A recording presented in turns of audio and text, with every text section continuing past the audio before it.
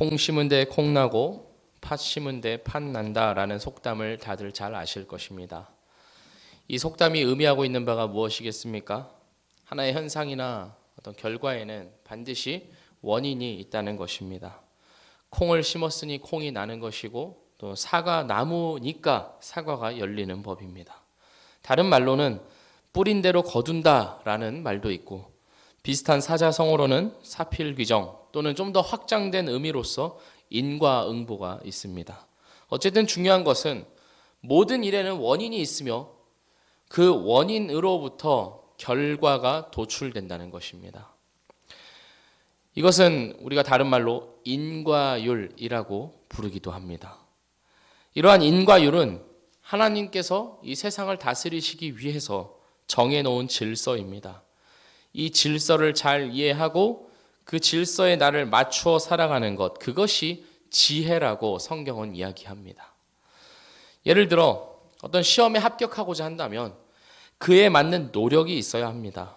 시간을 들이고 집중을 해서 시험을 치르기 위해 필요한 내용들을 학습하고 이해하고 암기하는 노력과 인내가 있어야 합격이라는 결과를 얻게 됩니다. 만약에 노력을 하지도 않았는데 합격을 한다면 노력한 사람 입장에서는 이게 얼마나 억울한 일이겠습니까? 물론 안타깝게도 인맥이나 재력 등 여러 요인들로 인하여서 노력하지 않은 사람들이 어떤 또 많은 보상을 받게 되는 어떤 그런 불합리한 일들도 이 세상에 분명히 있습니다만 하지만 그런 경우가 보편적인 현상이라고 할 수는 없습니다. 예외적인 경우가 있다 할지라도 하나님은 여전히 원인과 결과라는 법칙으로 이 세상을 질서 있게 다스리고 계십니다. 아침이 오고 나면 저녁이 되고 밤이 지나고 나면 새벽이 다시 찾아오는, 봄과 여름이 지나면 가을이 오고 그리고 또 지나서 겨울이 오고 하는 어떤 질서들을, 원인이 있고 결과가 뒤따르는 질서들을 이 세상에 두셨다는 것입니다. 하지만 이러한 인과율, 원인과 결과라는 법칙이 우리 인생의 고난과 만나면 참으로 복잡해집니다. 우리가 살아가면서 당하는 여러 고난은 이 인과율에 따지고 보면 뭐냐? 인과율에 따르면 이 고난의 원인은 죄입니다. 뭔가 잘못을 했으니까 그에 대한 벌을 받는 것이 아니냐 하는 것입니다. 인과응보라고 하지요. 예수님의 제자들도 이런 생각을 가지고 있었습니다. 날 때부터 맹인이었던 사람을 보고 예수님에게 묻기를, 이 사람이 맹인으로 난 것이 그 부모의 죄로 인함입니까? 아니면 자기의 죄로 인함입니까? 라고 묻습니다.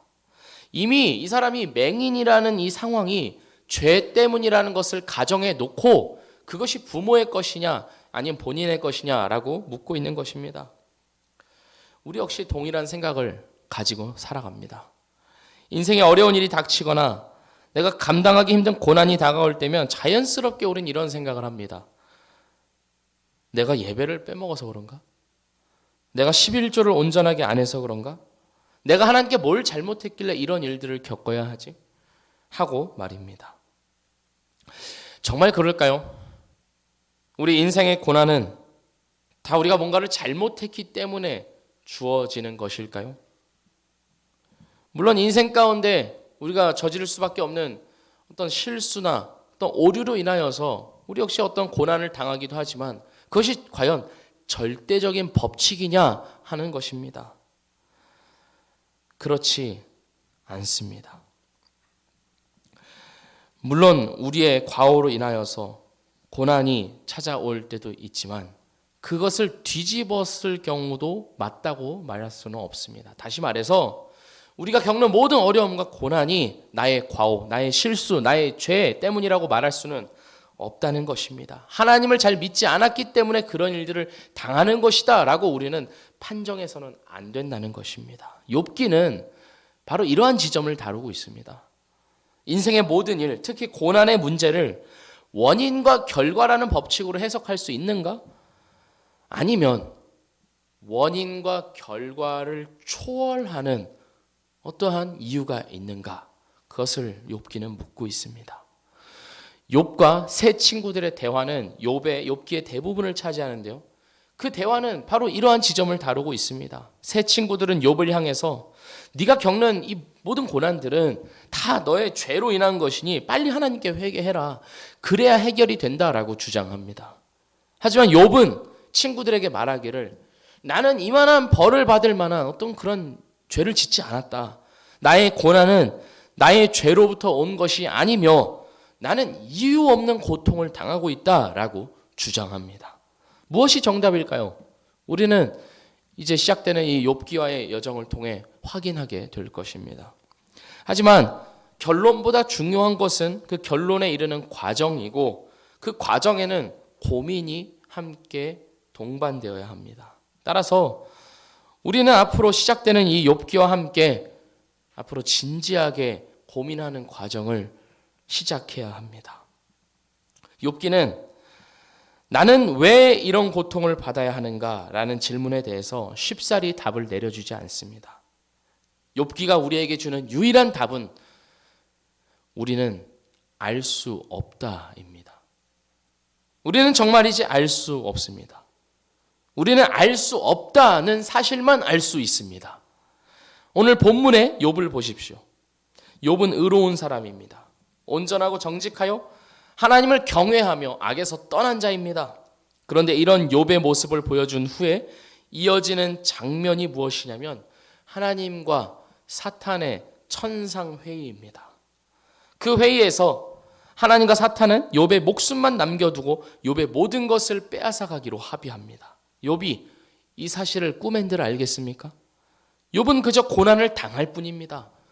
알 수 없습니다. 그래서 우리는 질문을 바꿔야 합니다. 나는 왜 이런 고통을 받아야 하는가가 아니라 내가 이 고통 속에서 보아야 할 것은 무엇인가? 또는 내가 이 고통을 어떻게 감당할 수 있는가가 더 적합한 질문일 것입니다. 알 수 없는 원인을 찾으려는 시도는 고통을 더 가중시킬 뿐입니다. 그보다는 고통이 있을 수밖에 없는 현실임을 받아들이고 이 고통을 어떻게 이해하고 인내할 것인지를 찾는 게 더 지혜로운 선택일 것입니다. 이제 본격적으로 하지만 짧게 오늘 본문으로 들어가도록 하겠습니다. 오늘 본문의 전반부인 1절에서 5절까지 보여주고자 하는 것은 욥의 의로움입니다. 욥은 어떻게 묘사되고 있냐면 온전하고 정직한 사람, 하나님을 경외하여 악에서 떠난 사람이라고 설명하고 있습니다. 욥은 심지어 자기 자식들도 혹시 죄를 지을까 싶어서 자녀들의 죄를 속하기 위한 번제를 하나님께 명수대로 올려드렸습니다. 그래서 5절에서는 이러한 욥의 행위가 항상 이러하였다고 결론 지음으로써 하나님을 향한 욥의 마음이 신실하였음을 보여주고 있습니다. 그리고 하나님 역시 이 욥의 의로움을 인정하십니다. 하나님은 천상에서 사탄에게 욥을 보았냐 하시면서 그와 같이 온전하고 정직하여 하나님을 경외하며 악에서 떠난 자는 세상에 없다고 자랑하듯이 말씀하십니다. 욥기의 초반부에서 이렇게 욥의 의로움을 강조하는 이유는 바로 앞으로 당하게 되는 이 욥의 고난에 대해서 욥에게 책임이 없다는 것을 강조하기 위함입니다. 만약에 이 대목에서 욥에 대한 어떤 부정적인 모습이 기록되었다면 우리는 자연스럽게 이렇게 생각할 것입니다. 아, 그래. 그게 신실한 사람이라고 할지라도 그래도 하나님께 뭔가 잘못한 것이 있으니까 지금 저 고난을 당하는 거야 라고 말입니다. 하지만 그게 아니라는 것을 보여주기 위해서 오늘 욥기 말씀은 욥의 의로움을 강조하고 있습니다. 그래서 우리는 이 사실을 분명히 하고 욥기를 시작해야 합니다. 욥은 의로운 사람입니다. 완전한 사람입니다. 물론 어떤 인간이 하나님 앞에 완전히 의로울 수 있느냐 하는 의문이 드는 것은 사실이지만 그럼에도 불구하고 하나님은 욥을 의로운 자로 인정하셨다라는 사실을 우리는 확실히 하고 욥기를 시작해야 합니다. 그리고 오늘 본문의 후반부는 하나님과 사탄의 천상회의를 다루고 있습니다. 이 회의에서 하나님은 사탄에게 욥의 의로움을 보라고 자랑하시지만 사탄은 이렇게 주장합니다. 욥이 어찌 까닭 없이 하나님을 경외하리이까? 다시 말해서 하나님께서 욥에게 복을 주시고 다 잘되게 하시니까 욥이 그만큼 하나님을 잘 믿는 건 아니겠습니까? 라면서 딴지를 겁니다. 그리고 이어서 하나님을 도발합니다. 11절입니다. 이제 주의 손을 펴서 그의 모든 소유물을 치소서. 그리하시면 틀림없이 주를 향하여 욕하지 않겠나이까. 사탄은 하나님과 욥 사이를 갈라놓으려고 합니다. 하나님이 인간을 사랑하시고 인간은 하나님을 경외하고 순종하는 이 인격적이고 아름다운 관계를 해체시켜서 어떠한 거래 관계로 만들어버리고자 합니다. 물질적인 축복이 있기 때문에 하나님을 따르는 것이지 그 축복을 거두어 가시면 욥도 별 수 없을 거라는 말입니다. 그런데 더욱 놀라운 것은 이러한 사탄의 도발에 대한 하나님의 응답입니다. 12절입니다. 여호와께서 사탄에게 이르시되 내가 그의 소유물을 다 내 손에 맡기노라. 다만 그의 몸에는 내 손을 대지 말지니라. 하나님께서 그래 어디 네 마음대로 한번 해봐 라고 말씀하십니다. 사랑하는 성도 여러분, 한번 생각해 보십시오. 너무 하시지 않습니까? 사람을 두고 장난치는 것도 아니고 한 사람의 운명을 가지고 천상에서 쥐락펴락하고 있습니다.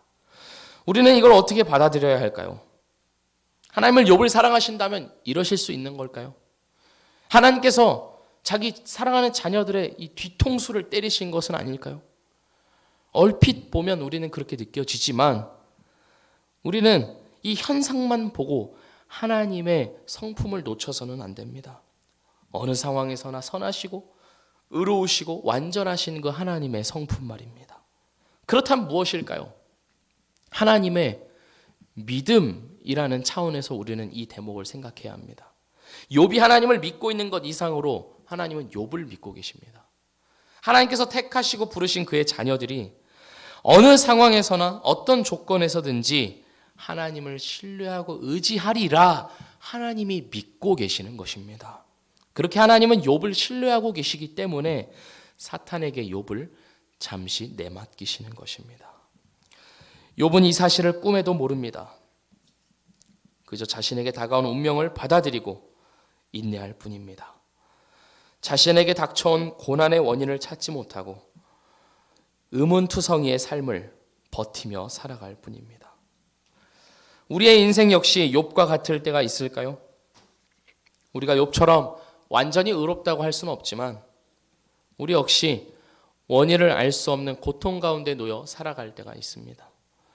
어쩌면 인생 대부분이 그런 순간일지도 모릅니다. 그렇게 우리는 늘 모르며 살아갑니다. 하지만 분명한 것은 하나님의 말씀과 하나님의 결정에는 아무런 흠결이 없다는 것입니다. 하나님이 그렇게 하시는 데에는 우리가 다 알 수 없는 선한 뜻이 있을 뿐임을 믿고 의지하는 수밖에는 없습니다. 우리의 입에서 나올 수 있는 고백은 이것뿐입니다. 설령 하나님의 결정이 나를 고통 가운데 두시는 것이라 할지라도 그러한 하나님은 선하십니다. 욥의 입에서 나오는 우리가 앞으로 확인할 수 있는 이 욥의 고백이 우리의 고백이 되기를 주님의 이름으로 축복합니다.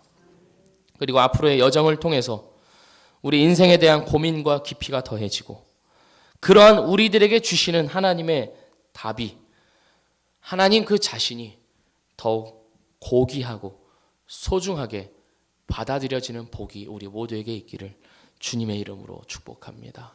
기도하겠습니다. 하나님 아버지, 감사합니다. 이 욥기 말씀을 통해서 그동안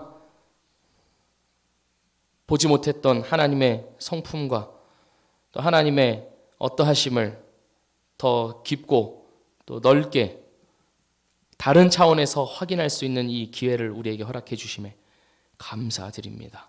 하나님, 이 욥기와 함께하는 이 시간을 축복하여 주셔서 하나님을 아는 지식이 더욱 확장되게 하여 주시옵고 또 우리 삶 가운데서 개입하시고 또 간섭하시고 또 함께 하시는 하나님의 손길이 어떠한 것인지를 더욱 선명하게 느끼는 복이 우리에게 있게 하여 주시옵소서. 그리하여서 때로는 우리가 우리의 인생을 다 이해할 수 없고 해석할 수 없을지라도 그 모든 것들을 주관하시고 인도하시는 하나님이 계시기에 하나님 우리는 감사하고 또 행복합니다라고 말할 수 있는 그러한 신자의 모습, 성도의 자리로서 살아가도록 주여 복 주시고 인도하여 주시옵소서. 주님을 찬양하오며 예수 그리스도의 이름으로 기도합니다. 아멘.